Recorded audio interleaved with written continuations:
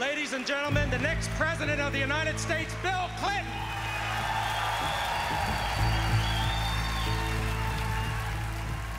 In 1992, Bill Clinton gave his famous speech, and it was to an all-gay audience at the Hollywood Palace, and it was a speech where he says, "I have a vision, and you are part of it."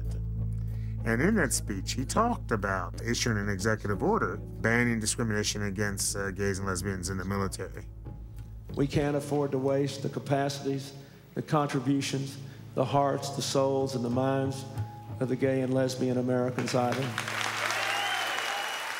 With the excitement of the 1992 campaign, with the inclusion of the LGBT community within that campaign, we could dream again. The gay ban has always been a policy desperately seeking a rationale. If you go back to the 50s, the rationale was that gays and lesbians couldn't keep secrets, they were vulnerable to blackmail. The military did a study, they found out that wasn't true, and the rationale shifted. And all of a sudden, the rationale for firing gays was that gays and lesbians were more prone to alcoholism and mental illness than other people. Scholars did research, found that wasn't true, and then the rationale changed again. Gays and lesbians would undermine unit cohesion if they were integrated into the military. The unit cohesion rationale is the idea that even though gays and lesbians can be good soldiers just like everybody else, straight soldiers won't trust them.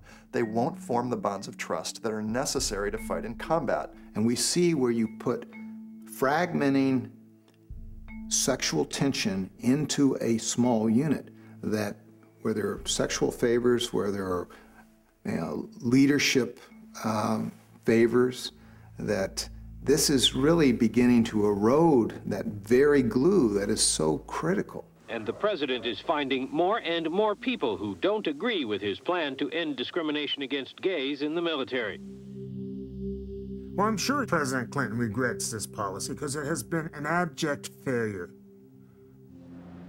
Thanks so much for being with us on our afternoon drive. My guest is Alex Nicholson. He is a South Carolina native that has served his country until he was told he can't serve his country any longer because he is gay. They don't have a right to ask you unless someone first comes to them, right? Technically they don't, but unfortunately in a lot of cases they do.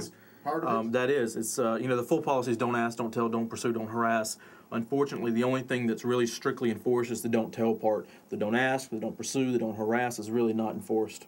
And based on merit alone, I don't think he's done anything wrong. But in reality, when you do put females out in other units in ground combat, it is disruptive for the unit. So I just posed the question back, would it be disruptive if people knew that he was homosexual out in combat with the ground forces?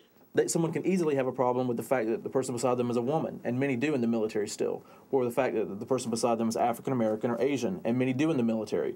But we don't have policies that favor those racists, those sexists, those bigots. We do have a policy, unfortunately, that favors the few homophobes in the military.